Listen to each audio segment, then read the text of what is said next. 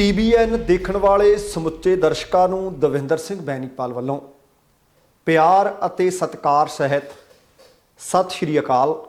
ਆਪ ਸਭਨਾਂ ਦਾ ਬੈਨੀਪਾਲ ਸ਼ੋਅ ਵਿੱਚ ਨਿੱਘਾ ਸਵਾਗਤ ਅਤੇ ਆਪ ਸਭਨਾਂ ਨੂੰ ਈਦ ਮੁਬਾਰਕ। ਆਓ ਦੋਸਤੋ ਕੁਝ ਅਹਿਮ ਖਬਰਾਂ ਘਟਨਾਵਾਂ ਦੇ ਉੱਤੇ ਵਿਚਾਰ ਚਰਚਾ ਕਰੀਏ। ਰਾਜੋਆਣਾ ਸੰਬੰਧੀ ਫੈਸਲਾ ਲੈਣ ਲਈ ਸੁਪਰੀਮ ਕੋਰਟ ਨੇ ਕੇਂਦਰ ਸਰਕਾਰ ਨੂੰ ਆਦੇਸ਼ ਕੀਤੇ ਜਾਰੀ।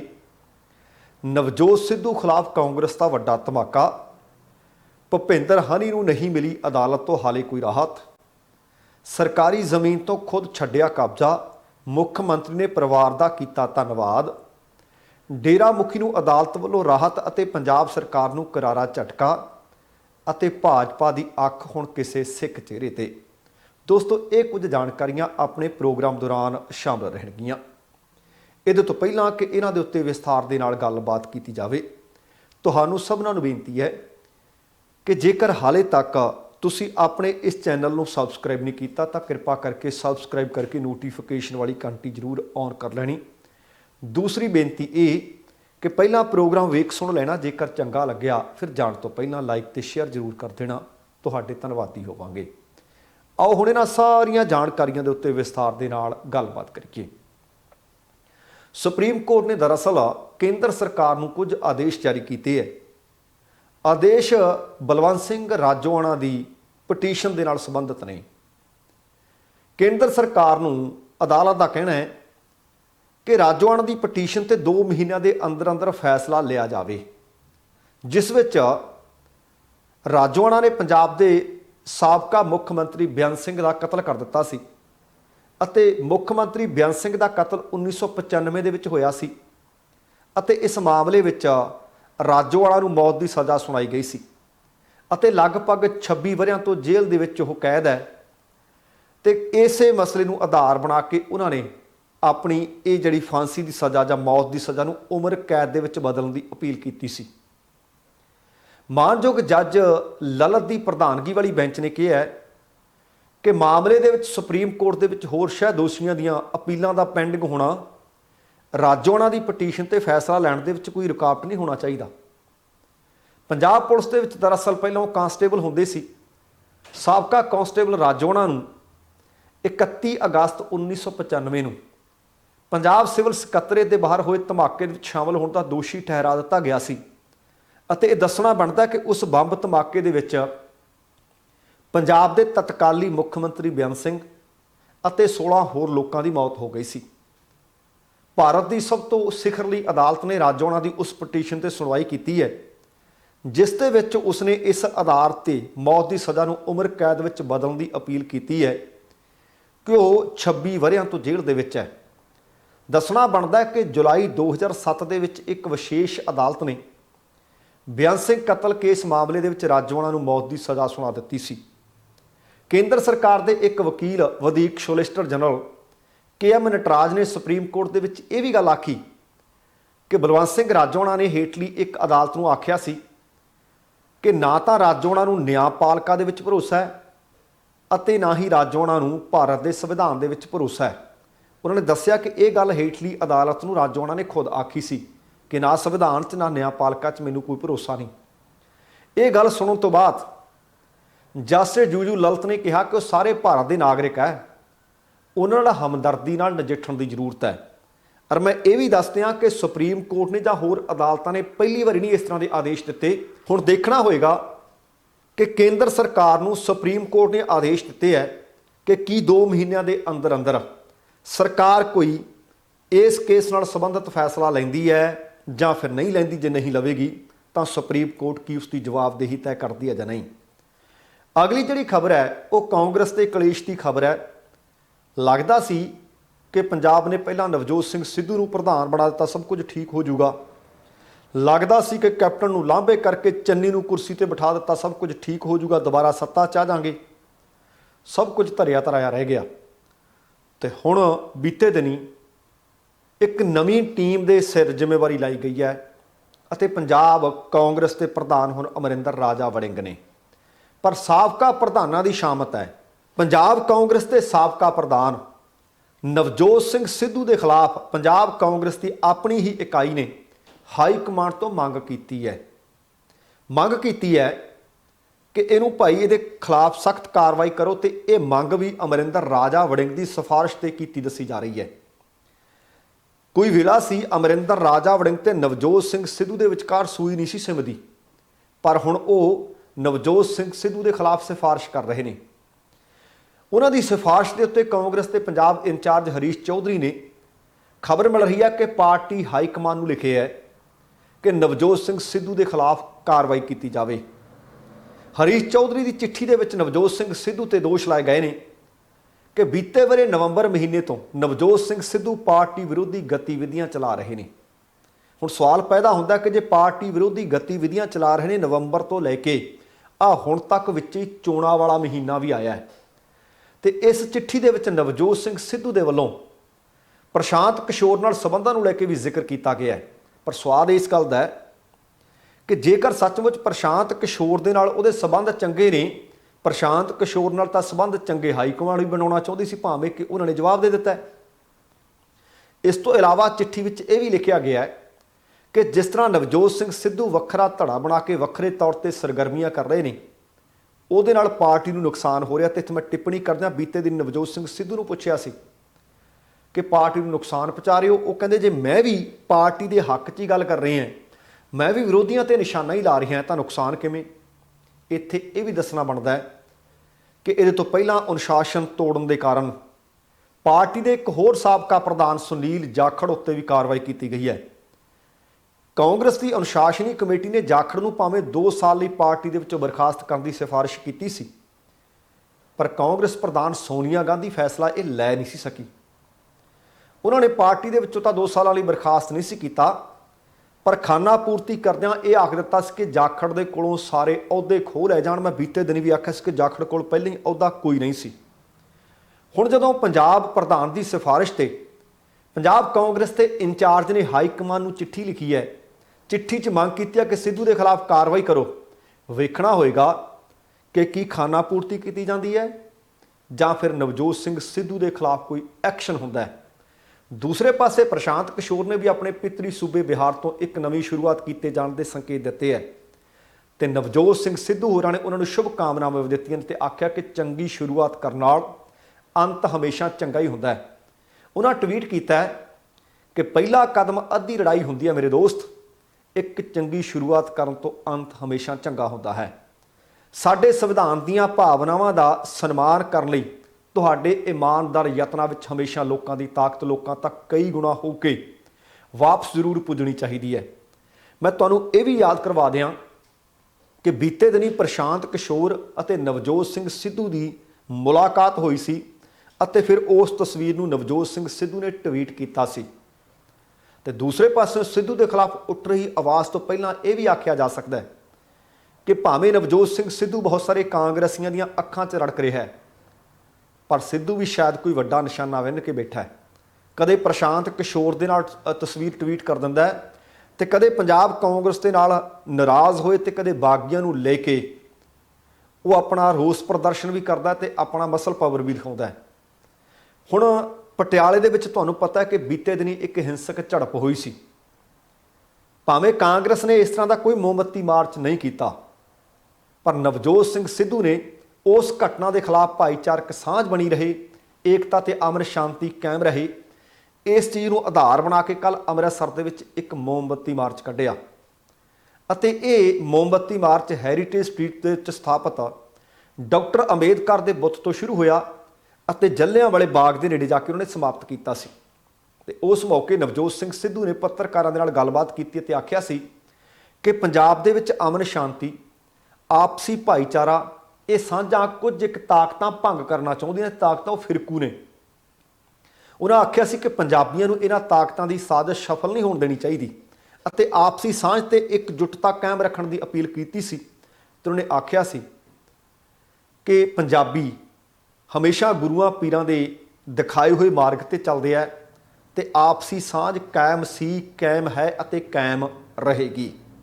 ਹੁਣ ਵੇਖੋ ਕਿ ਜੇ ਤਾਂ ਇਹ ਪਾਰਟੀ ਵਿਰੋਧੀ ਗਤੀਵਿਧੀਆਂ ਨੇ ਫਿਰ ਕੱਢ ਦੇਣਾ ਚਾਹੀਦਾ, ਪਰ ਜੇ ਉਹਨਾਂ ਨੂੰ ਚੋਣਾਂ ਵਕਤ ਹੀ ਲੱਗਦਾ ਸੀ ਤਾਂ ਚੋਣਾਂ ਵਕਤ ਕਾਂਗਰਸ ਕਿਉਂ ਨਾ ਬੋਲੀ? ਸੱਚਮੁੱਚ ਵੇਖਣਾ ਹੋਏਗਾ ਕਿ ਕੀ ਹਾਈ ਕਮਾਨ ਇੰਨੀ ਕੁ ਮਸਲ ਪਾਵਰ ਹੁਣ ਦਿਖਾਏਗੀ कि जिहड़ा अनुशासन भंग करेगा उन्होंने पार्टी चों बाहर का रस्ता दिखाया जाएगा, क्योंकि बीते दिनी जिस दिन सहुं चुकी है अहुदे दा हल्फ लिया है। राजा वड़िंग ने उस दिन आख्या सी कि अनुशासनी कार्रवाई की जाऊगी जिहड़ा बंदा अनुशासनहीनता दिखाएगा।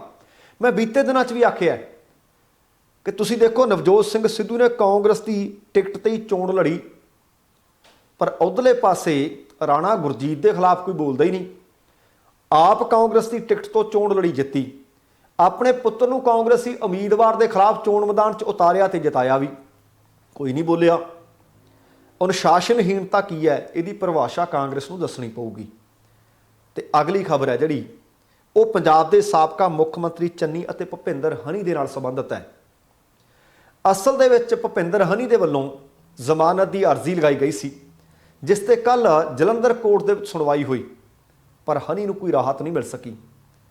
हनी ने दरअसल जमानत लैण लई अदालत दे विच पटीशन दायर कीती सी, पर उहदे ते कोई फैसला नहीं सुनाया गया। दोवें तरह के वकीलों के वलों आपो अपने पक्ष अदालत के सामने रखे गए। जलंधर अदालत ने मामले की अगली सुनवाई हुण 4 मई नूं रख दी है, तो 4 मई नूं ही ईडी भी हनी नूं अदालत दे विच पेश करेगी, अते उदों ही अदालत जमानत ते सुनवाई करने लई तारीख मुकर्रर उन्होंने उस दिन की कीती हुई है। हनी के खिलाफ ईडी ने मनी लॉन्ड्रिंग के तहत मामला दर्ज किया होया है। ईडी ने इस संबंधी अदालत में चलान भी पेश किया होया है, अते हुण मामले ते ट्रायल चल रहा है। जिस तो बाद हनी पक्ष के वकील अदालत में दावा कर चुके हैं कि ईडी वालों बनाए गए मुलजम हनी के खिलाफ हुण ट्रायल भी जारी है। अजिहे च ईडी ने अपनी पुछ-गिछ भी पूरी कर ली है, तो इस करके भुपिंदर नूं हनी नूं जमानत मिल जानी चाहिए है। तो भुपिंदर हनी की जमानत अर्जी उसकी जिहड़ी पिछली पेशी दौरान 20 अप्रैल नूं लगाई गई सी। अदालत ने 27 अप्रैल की तारीख मुकर्रर कर दी सी। 27 अप्रैल नूं दोवां धिरां दे वकीलों ने पेश होकर जमानत अर्जी ते आपो अपने तर्क भी रखे सी। अदालत ने सुनवाई की तारीख 30 अप्रैल तक वधा दी सी, तो 30 अप्रैल नूं भी कोई फैसला लिया नहीं सी जा सकिया। तो हुण खबरां ने कि 4 मई के उत्ते सुनवाई निर्धारित कर दी गई है, अते 4 मई नूं ही हनी का जुडिशियल रिमांड खत्म होने वाला है। हुण नज़रां टिकियां होईयां ने कि की सचमुच 4 मई नूं जमानत मिल जू भुपिंदर हनी नूं। ईडी की इस जमानत का विरोध करेगी। वेखना होएगा कि दोवें धिरां दे विचों किहदी जित हुंदी है, कि भुपिंदर हनी नूं जमानत मिलती है जां नहीं। पर खबरां ये ने कि ईडी हाले भुपिंदर हनी नूं छड्डण दे रौं विच नहीं। तो दूसरे पासे पंजाब की मौजूदा सत्ताधारी धिर है जिहड़ी पंजाब सरकार है, काम उन्होंने जिम्मे बहुत ने, करने भी पैणगे। लोगों ने फतवा भी वड्डा दिता है, जिम्मेवारी भी वड्डी है, पर हाले तक तो जिहड़ा पिछलियां सरकारां दा खलजगण है उही नहीं चुगिया जा रहा, कंडे चुग रहे हैं।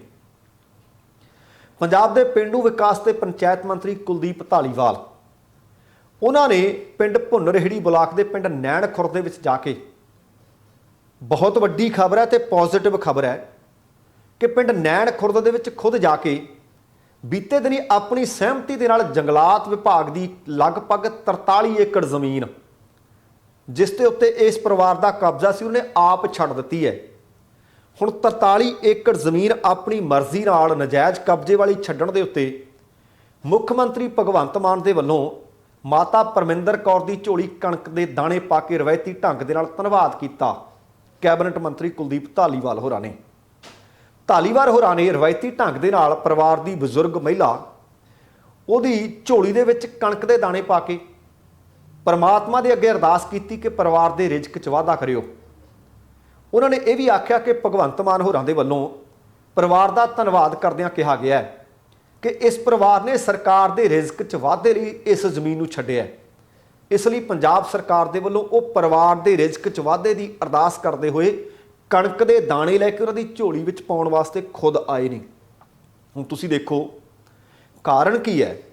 जिस तरह जदों पंजाब सरकार ने हाले ऐलान करना सी कि एक विधायक ते एक पेनशन कर देनी है, पंजाब के साबका मुख्यमंत्री प्रकाश सिंह बादल होरां ने पहलां ही आख दिता सी कि मैं भाई अपनियां पेनशनां छड्डियां, ये चंगे रहणगे लोग जिन्हां दे नजायज़ कब्जे कीते ने अपने आप छड्ड देण, नहीं तो छुड़ा लेने हैं।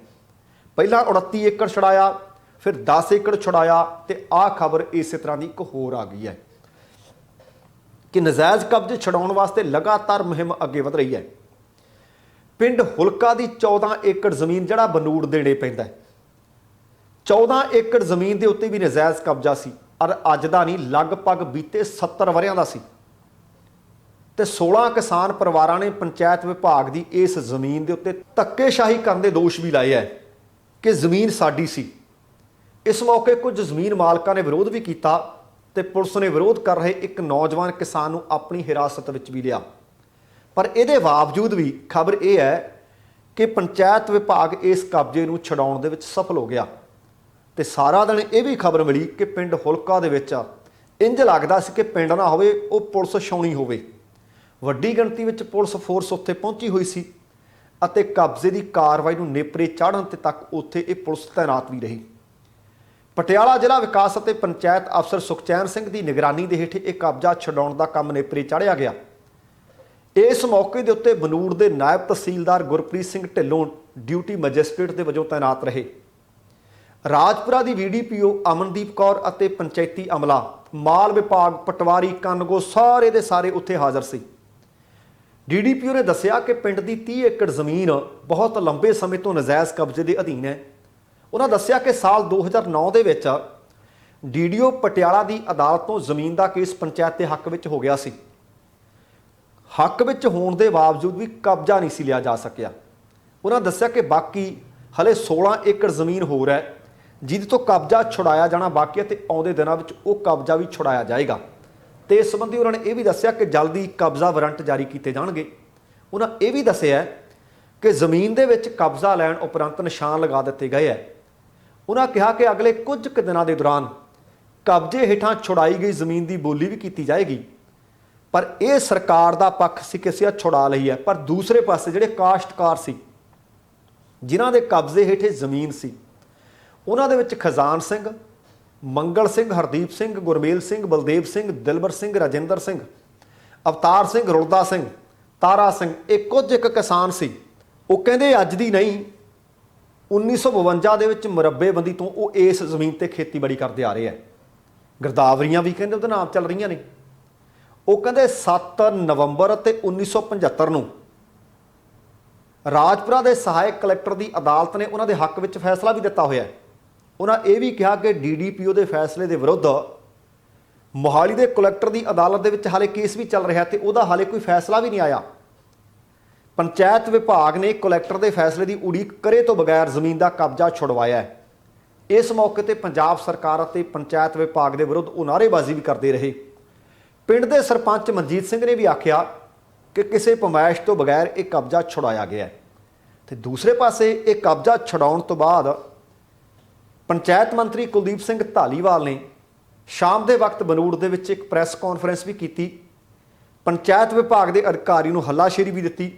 ਉਹਨਾਂ ਇਹ ਵੀ ਕਿਹਾ ਕਿ ਪੂਰੇ ਪੰਜਾਬ ਦੇ ਵਿੱਚ ਵਿਭਾਗ ਦੇ ਅਧਿਕਾਰੀ ਨਜਾਇਜ਼ ਕਬਜ਼ੇ ਹੇਠਲੀਆਂ ਸ਼ਾਮਲਾਟ ਜ਼ਮੀਨਾਂ ਨੂੰ ਛਡਾਉਣ ਵਾਸਤੇ ਲੋੜੀਂਦਾ ਕੰਮ ਕਰ ਰਹੇ ਨੇ ਤੇ ਉਹ ਸਾਰਾ ਕੁਝ ਅਮਲ ਵਿੱਚ ਲਿਆਂਦਾ ਜਾ ਰਿਹਾ ਤੇ ਅਗਲੇ ਕੁਝ ਕੁ ਦਿਨਾਂ ਦੇ ਵਿੱਚ ਉਹ ਕਹਿੰਦੇ ਪੰਜਾਬ ਦੇ ਵਿੱਚ ਵੱਡੀ ਪੱਧਰ ਤੇ ਜਿਹੜੇ ਨਜਾਇਜ਼ ਕਬਜ਼ੇ ਲੋਕਾਂ ਨੇ ਕੀਤੇ ਹੋਏ ਜ਼ਮੀਨਾਂ ਤੇ ਉਹ ਛੁਡਾ ਲਏ ਜਾਣਗੇ ਤੇ ਉਹਨਾਂ ਕਾਬਜ਼ਕਾਰਾਂ ਨੂੰ ਆਪਣੇ ਆਪ ਹੀ ਨਜਾਇਜ਼ ਕਬਜ਼ੇ ਛੱਡ ਕੇ ਪੰਜਾਬ ਸਰਕਾਰ ਦਾ ਸਾਥ ਦੇਣ ਦੀ ਅਪੀਲ ਵੀ ਕੀਤੀ ਹੈ।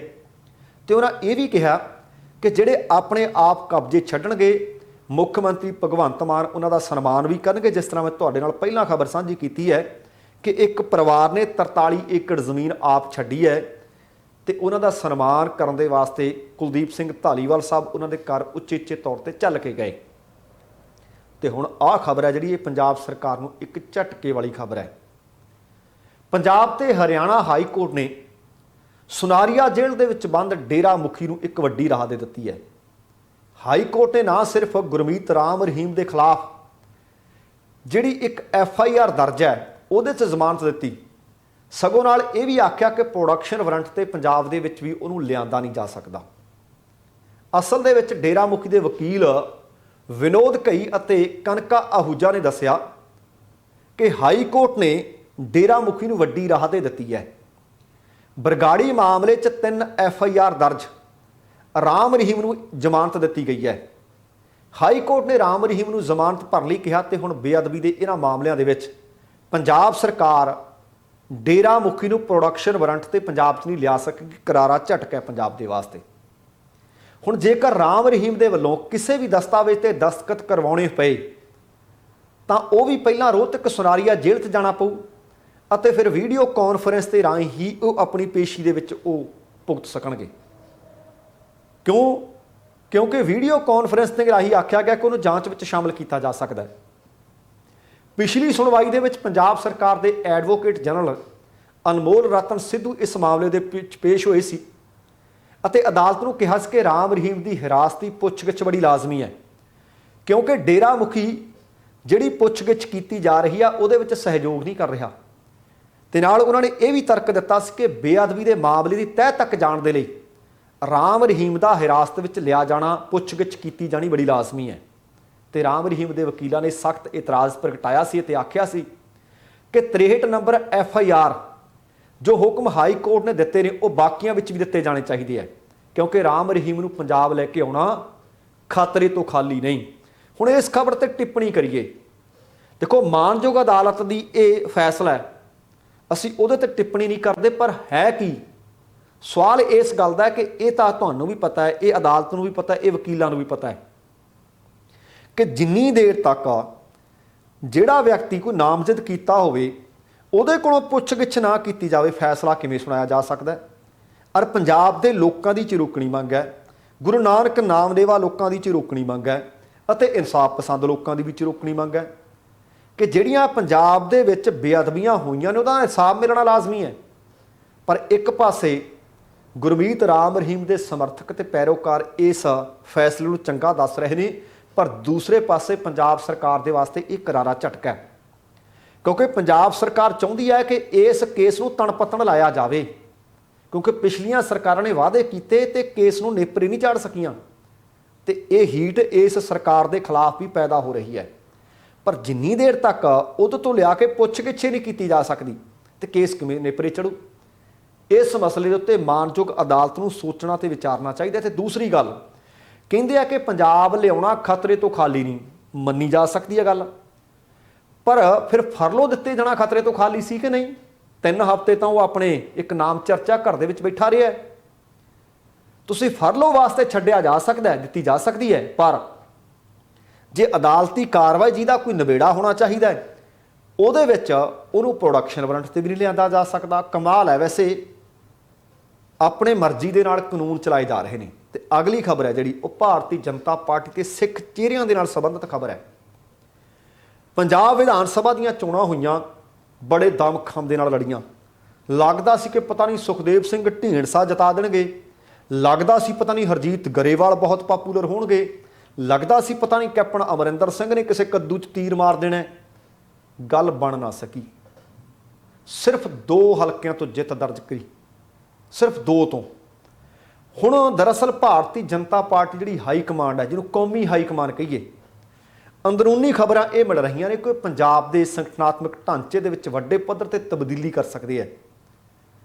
अते पंजाब दे विच भाजपा का अगला जिहड़ा प्रधान है वो कोई सिख आगू जां किसानी दे नाल जुड़े किसी सिख आगू नूं बनाया जा सकता है। असल दे विच चाहवान है हाईकमान कि यह पत्ता खेड के देखा जाए। जिहड़ी जानकारी मिल रही है उहदे मुताबक पंजाब विधान सभा चोणां दे दौरान भाजपा के मौजूदा प्रधान, सूबाई प्रधान ਅਤੇ होर अहुदेदारां दे वल्लों पार्टी हाईकमान नूं कोई वधिया चोण नतीजे दिते नहीं जा सके, जिस दे कारण पार्टी पंजाब दा प्रधान हिंदू बहुलता वाले ਜ਼ਿਲ੍ਹਿਆਂ ਦੇ प्रधान दे भी बदलण दी हुण चाहवान है कि नहीं, पंजाब दे विच सिख चेहरा ही लियाउणा पऊ। विधान सभा चोणां दे दौरान पार्टी हाईकमान ने अकाली भाजपा गठजोड़ टुੱਟਣ ਦੇ ਕਾਰਨ इकੱਲੇ ਆਪਣੇ दम ते चोणां लड़नियां ਚਾਹੀਆਂ ਸੀ, पर बाद दे विच कैप्टन ते ढींडसिਆਂ ਦੇ ਨਾਲ समझौता भी कीता सी ਅਤੇ ਵੱਡੀ ਪੱਧਰ ਤੇ सिख चेहरे भी अपनी पार्टी विच शामिल कीते सी ਤਾਂ जो हिंदू वोट के नाल सिख वोट भी हासिल की जा सके। पर हुण जेकर सूत्रां दी मन्नीए तां इन्ने वड्डे पੱਧਰ ते योजना भी की गई, इस योजनाबंदी के बावजूद भी पंजाब दे विच चोण नतीजे चंगे नहीं मिल सके भारतीय जनता पार्टी नूं। ते पार्टी हाईकमान सूबाई अहुदेदारां तो इस वक्त संतुष्ट भी है नहीं ਅਤੇ ਉਹਨਾਂ ਨੂੰ ਬਦਲਣ ਦੇ ਅੰਦਰੋਂ ਅੰਦਰੀ ਉਹ ਚਰਚੇ कर रहे हैं। पार्टी नाल जुड़े कुछ सूत्र दस रहे हैं ਕਿ ਹਾਈ ਕਮਾਨ ਪੰਜਾਬ ਦੇ ਵਿੱਚ ਕਿਸਾਨੀ ਨਾਲ ਜੁੜੇ ਕਿਸੇ ਸਿੱਖ ਆਗੂ ਨੂੰ ਪੰਜਾਬ ਦੇ ਵਿੱਚ ਭਾਜਪਾ ਦਾ ਪ੍ਰਧਾਨ ਲਾਉਣਾ ਚਾਹੁੰਦੀ ਹੈ।